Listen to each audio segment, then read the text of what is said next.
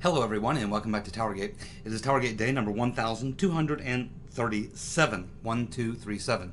Wednesday, September the 2nd, 2020. Thank you so much for tuning in. Okay, so there's not a lot going on today, so probably not a very long video regarding Spygate, but do want to follow up on one story that many of you probably read the story already, but let's just go ahead and dig into it a little more. Has to do with these new 372 emails that Judicial Watch, Tom Fitton, has just obtained from the State Department. Now, these came a little too late. These would have been very handy about 6 or 8 months ago. But let's go ahead and talk about these emails, and what specifically we're going to focus on here is how these emails relate to Marie Yovanovitch, which of course most of you probably remember from the impeachment hearings. She was one of Schiff's star witnesses. She was the hack anti-Trumper who was saying all sorts of nasty things about Trump while she was the ambassador in Ukraine. She was involved in a lot of the Ukrainian crap that was going on. She's a good friend of the Whistler, Mr. Sharamella. We believe that she probably has crossed paths or knows Iggy. She's a think tanker, part of this sort of so-called elite intellectual class.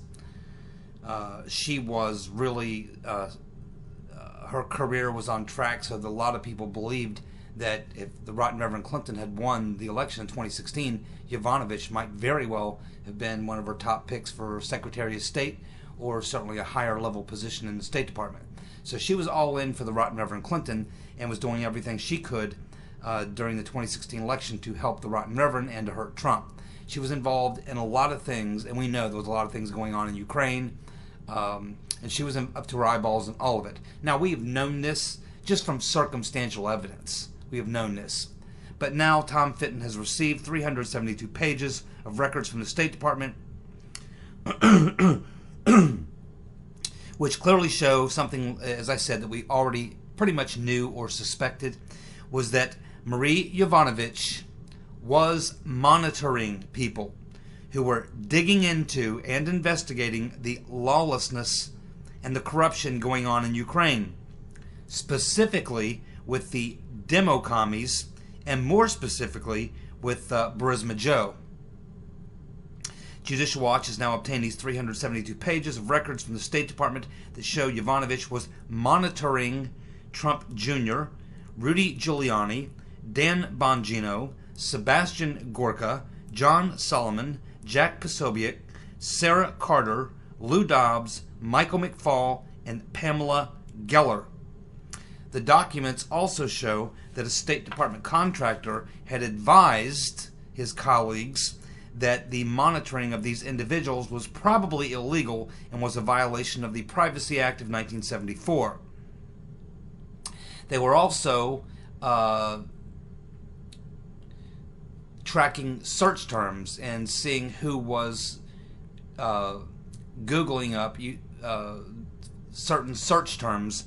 Of course, some of them would have been Clinton campaign, Biden Burisma, Soros, and some others. So essentially, we had the Obama holdover State Department, and particularly in this case, Ukraine. A lot of people in the Ukraine were former holdovers from the Obama administration, actively in 2016. Were essentially spying on people who were interested in the corruption going on in Ukraine, which Marie Yovanovitch was clearly a part of. So they were nervous, basically. They knew that there were certain people, journalists, politicians, Trump Jr., various other people, Trump himself, talking about the corrupt activities going on in Ukraine, not just with Joe Biden, but what was going on in 2016 with Chalupa and this Black Ledger, these corrupt Ukrainian officials, their association with Biden and Kerry, and all the stuff that we know, that we've talked about over the past 3 years, about all the corrupt things that were going on in Ukraine. Yovanovitch and some of her colleagues there, top-tier people, in coordination with some corrupt Ukrainian officials, were quite aware that there were American journalists, politicians, and various other people asking a lot of questions about the corruption going on in Ukraine. And so they decided to monitor them, essentially spy on them. And, of course, not just them, but anyone who was using certain search terms, which probably included me, because I probably used some of the search terms that they mentioned back in 2016, so I might have come up on their list as well. And this is definitely not activity that that American ambassador should be involved in. Just like Samantha Power doing all those unmaskings, was a foreign ambassador, or not so much an ambassador, but she worked for the State Department as a diplomat.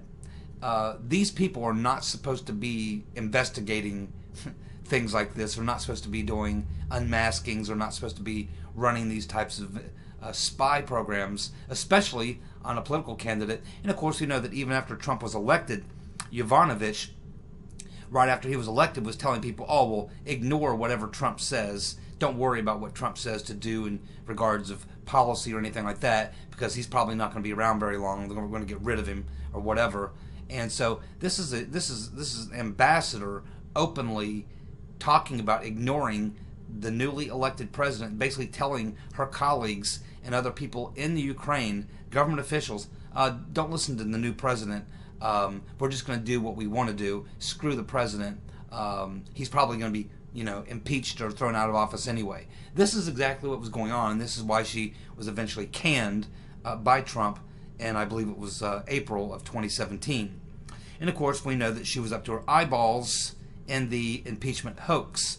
And we know that after she gave her testimony, which was full of, let's just say, half-truths at best, that after she gave her testimony, that she went to a local bar after she left there, and everyone was waiting for her there. She walked in and got a standing ovation. They watched her do her testimony on TV, so a bar full of anti-Trumpers. So this was all part of the grand setup, part of the coup, the Ukraine coup attempt on Trump and the impeachment hearings and all that. She was up to her eyeballs in the faux impeachment, and it just, again, it's just another one of these people that she should be charged for lying to Congress. She gave some answers that were less than truthful, and mostly the lies that she told were lies of omission. But they shouldn't really have been lies of omission. There were Republicans on that committee that should have been asking her about this, because we knew all these allegations. And I think there was someone that may have asked her about the Google search thing, and she played dumb, like she didn't really know anything about it. But no one really asked her about the other things about her and other people. They're spying on, Trump campaign people and journalists and things like that. No one actually asked her that question in the impeachment hearings. I was very disappointed. I thought she got let off the hook very easily. I wish I would have been one of the people asking her questions that day. I certainly would have focused on a lot of this. But for whatever reason, that didn't happen. And she really got off the hook. And of course now, she works for a think tank, and she's working at a liberal think tank, and she's also like a professor now at some left-wing, so-called elite university. These people, the very people that just make you sick. I mean, this is the epitome of the swamp. And she did deny. She was asked in the hearings, I think by maybe Jim Jordan or I think it was Jordan or Gates. Excuse me. Ask her about the something about the. I don't know if they asked her about the monitoring. It may have been about the monitoring. It's been a while now, but I know it was about looking at people who were Googling certain search terms, and she essentially played dumb. But now these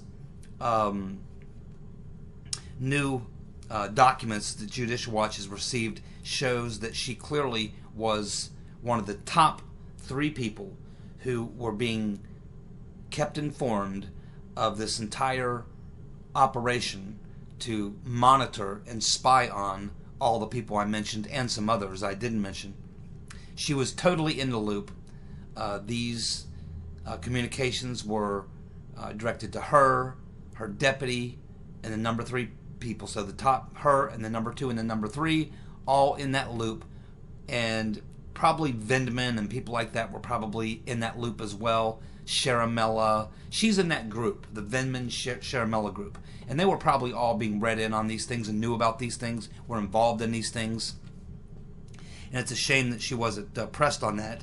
And of course, no one pressed her on the other thing either that was kind of out there at the time, about the time the impeachment hearings were going around, and even before that, about, you know, we learned from this Ukraine prosecutor, this Yuri Lutsenko, had made some sort of a public statement. He's the one that had met with Giuliani quite a few times, had given him information, and he's the one who said, yeah, well, when I was the Ukraine prosecutor, I was given this list of a sort of a do not prosecute list, and Yovanovitch was one of the people signed on to that. They literally gave him a list of people and said, don't investigate these people. And these were, of course, corrupt Ukrainian officials who had corrupt dealings with people in the Obama administration, including Yovanovitch herself, John Kerry, the Right Reverend Clinton, Victoria Nuland, and this whole crowd.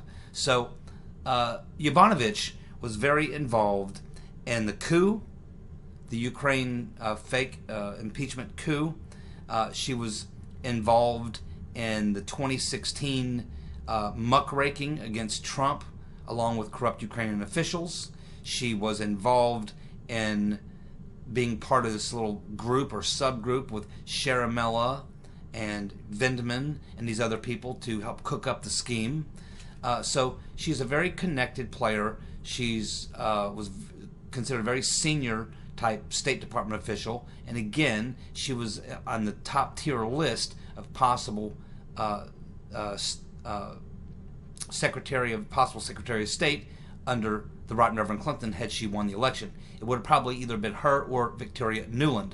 Her and Nuland would have been the number 1 and number 2 at the State Department. Who would have been number 1? I don't know. Who would have been number 2? I don't know. One of those two, probably both, would have been the 1 and number 2 top people in the Right Reverend Clinton's administration at the State Department. Nuland and Yovanovitch. So she is definitely a top tier player, which means that she would have been, she was obviously a Clinton loyalist and certainly knows the Right Reverend Clinton very well, and we don't know to what extent that she may have had involvement with the Clinton campaign in 2016. She shouldn't have had any involvement. She was, a sitting ambassador at the time for the Ukraine, so she really shouldn't have been involved in political matters, but of course we know that she was.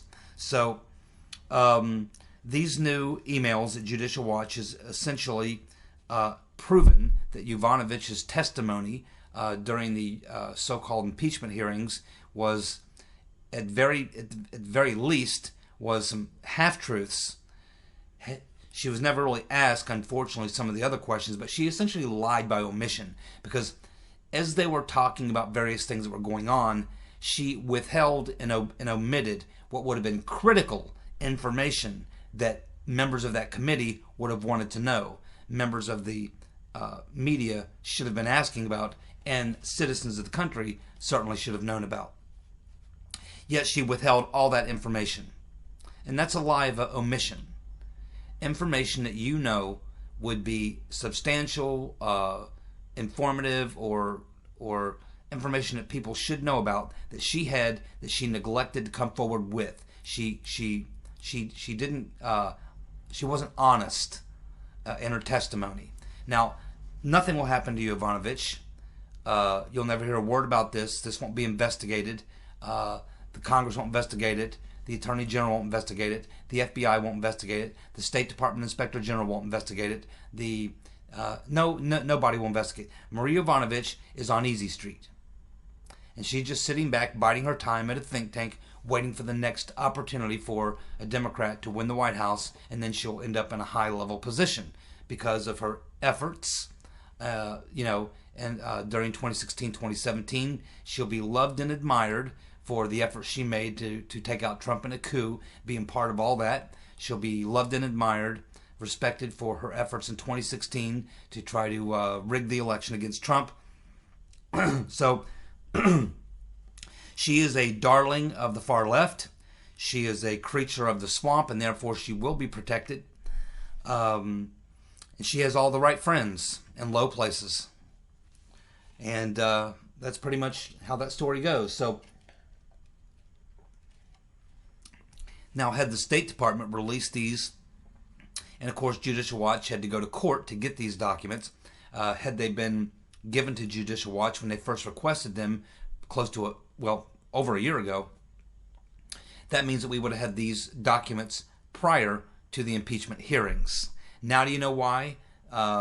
This is exactly why, by the way, all of this is happening, whether it's no shit Sherlock Ray at the FBI, whether it was Rodenstein, whether it's what's going on now, or maybe not so much now because it's a Durham investigation, but there's still things being withheld by the FBI, by the DOJ, by the State Department. They're still fighting Judicial Watch and other people in court not to produce documents because they know there's a lot of documents that show criminality.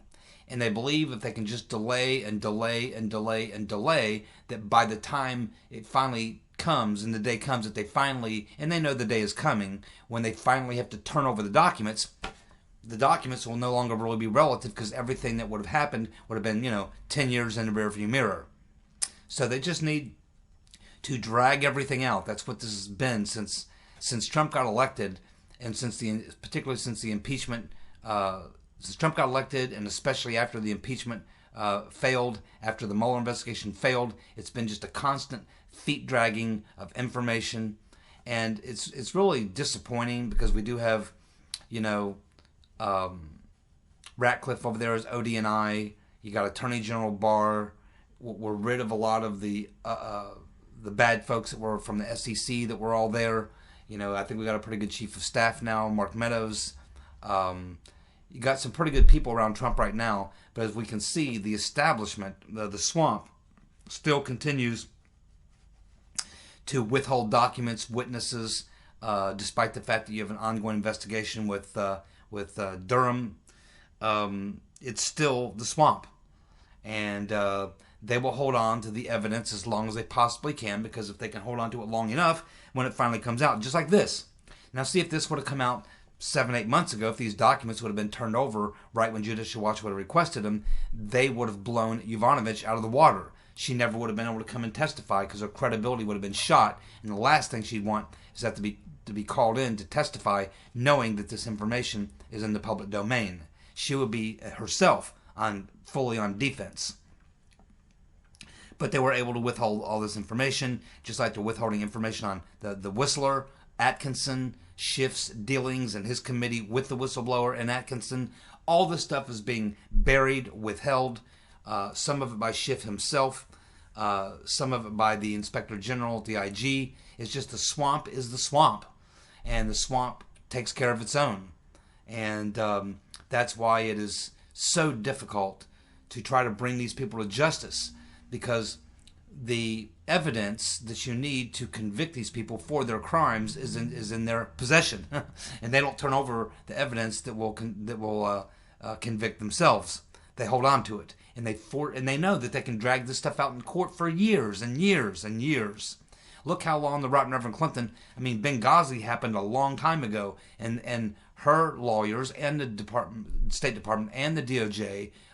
Even under Attorney General Barr and Pompeo, are still fighting Judicial Watch in their efforts just to depose the Right Reverend Clinton about her secret server, illegal server, by the way.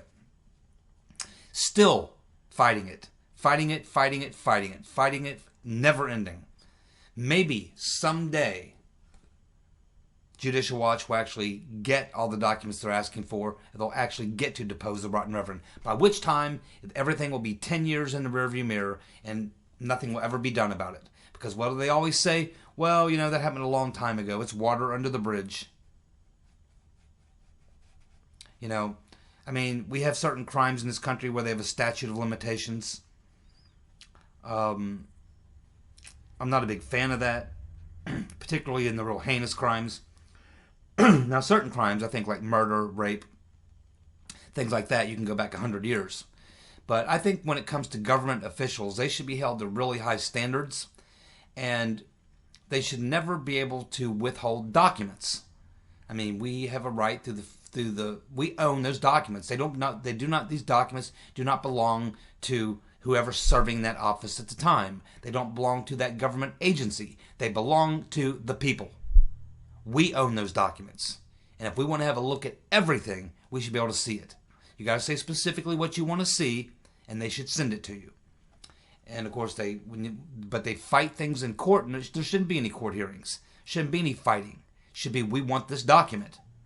Now, if there's something classified or whatever, they can redact that out. Names, things like that.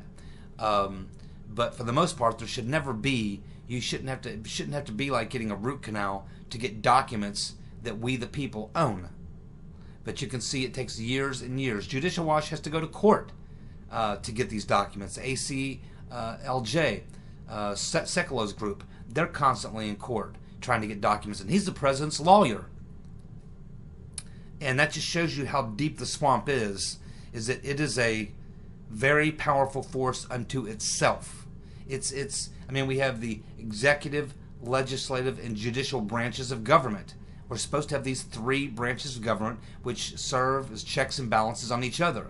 But we have this entire bureaucracy which encompasses all of that. And it is now more powerful than the executive branch, the judicial branch, or the legislative branch. The deep state, the massive bureaucracy is more powerful than all three of the other legitimate branches of government all put together. That's how powerful they are. And I think that Richard Grinnell probably had the best idea I have heard for how to drain the swamp. And I don't know how many of you saw this interview. I can't even remember who it was with. But Grinnell was talking about the fact that one thing that creates the swamp is that you have this entire culture in Washington, D.C. All these government agencies and bureaucracies are located right there in either D.C. or Virginia. And the State Department, the CIA, the FBI, the Capitol, the Congress, all the bureaucracies, all the departments, there's thousands of them. And it's become it's the District of Columbia. It's the country's seat of government. And that is really the swamp. That's the geographical description of the swamp. And I think Richard Grinnell talked about the best thing that we could do is to take these bureaucracies and move them out of D.C. and send them to places across the country in the heartland. You know, what if we take the Department of Agriculture and put them in Iowa? How about we take the Department of the Interior and put them in Montana? How about we take the IRS and we put them, in Ohio? How about we take, on second thought, let's not do that. How about Kentucky?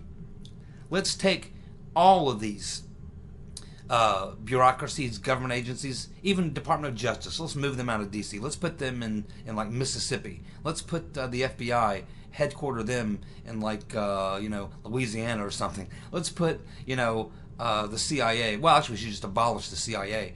But if we did keep them around, move them to Florida. In other words, break up this swamp in the District of Columbia where all these thousands of bureaucracies are, because all those people flock there, they all live there, and they form a government unto themselves. If you were to move all these bureaucracies out of Washington and parse them all across the country,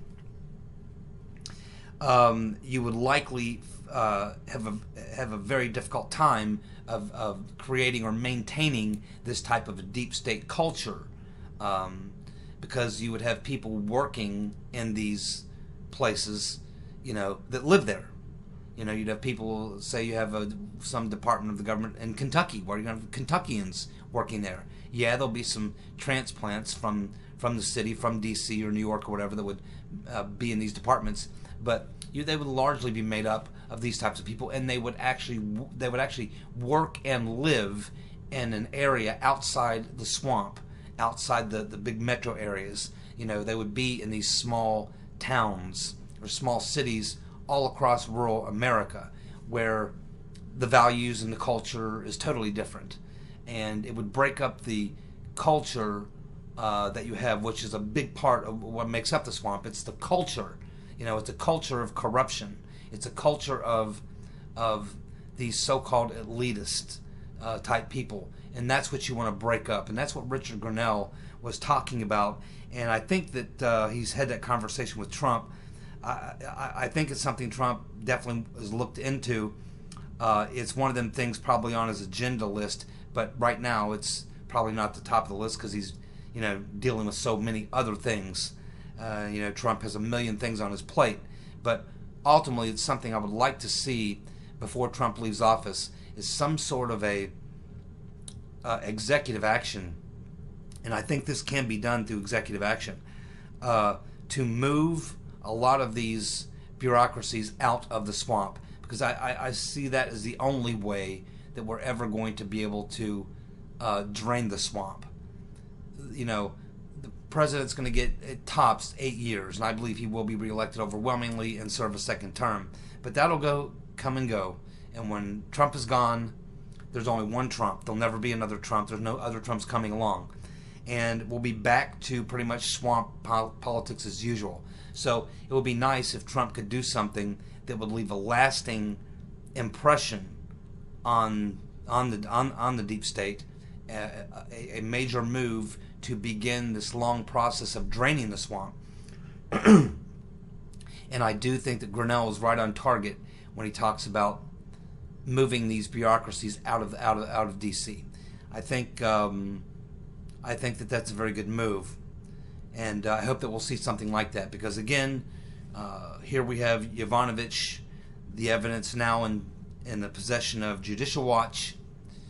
But Judicial Watch cannot bring charges against Yovanovitch. They cannot force congressional hearings, because they should call her back. Now, Congress should call her back. Maybe if the Republicans win back the House, because it's not going to happen in the Senate, because in the Senate, Republicans in the Senate basically suck. They're worthless. But maybe if the Republicans win back the House, maybe Nunes or maybe Jordan or someone like that, because Jordan would be head of the Oversight Committee, and he'd be number 2 on Judiciary Committee in the House. Certainly, he could call Yovanovitch back, and of course, they could make a criminal referral. I mean, clearly, she and her colleagues are literally admitting, these emails, these documents are posted on Judicial Watch's website. You can go read them. You could print them, put them in a letter, and send them to Attorney General Barr and say, here you go. Here's the evidence that they were spying on Trump campaign people, journalists, and other people. Here, they even admit in their conversations that they know what they're doing is probably illegal, and they continue to do it anyway, in addition to all the other things that we know. So, again, I mean, it would just get filed, and that's the sad part, is 99.99999% of the crimes these people commit always go unpunished, and that's why they never stop, and it gets worse and worse. And again, this goes to back to the original point of Spygate, and why me and so many other people, all of you, of course, understand that that's why we must have the perpetrators of the Trump coup, the Spygate thing. These people absolutely have to be held accountable. If you do not, you are sending them a message. Yes, you can go after the president. You can try to take down a president weaponizing the intelligence community against him in the election. And then if he wins, you can try to take him out in a coup. You can do whatever you want to do. Whatever you want to do. As long as you're part of the deep state, you'll get a free pass. Everybody gets off. Everybody gets out of jail. Too big to jail. And that's what has to be stopped. That is what is it the crux of this whole crisis right now. And that's what everybody is looking to Attorney General Barr to be the guy to fix that. And, I think I've always given Attorney General Barr the benefit of the doubt, but my patience is running very thin. The hourglass, the sand is running out of the hourglass as every day ticks away, and nothing seems to happen. And, we're basically powerless. There's nothing I can do. There's nothing you can do. We just have to sit back and watch it. And Trump probably is the only one who really can, by executive authority, do something. And that's why I say that if Attorney General Barr does not produce by the time Trump is reelected, that what I would do is after his second inauguration, January 20th of 2021, that would be my deadline for Barr. If he hadn't produced criminal indictments of the coup plotters on that day, I would announce a presidential commission, and I would put all my good friends on that commission who are good attorneys, investigators, and I would give them U.S. attorneys with full subpoena power and prosecutorial authority, and I would kick Barr and Durham to the curb. I'd just say, okay, well, you guys just keep doing your investigation, go right ahead. But I'm going to put some real people on this job, and we're going to get it finished, and we're going to get it finished quick. That's what I would do. And I hope he does. He said he may have to get involved. I believe he's going to have to get involved, or this thing will never, or I think it's very likely that these people are going to walk. Alrighty, thank you so much for tuning in. I'll be back shortly, hopefully. Thanks, bye.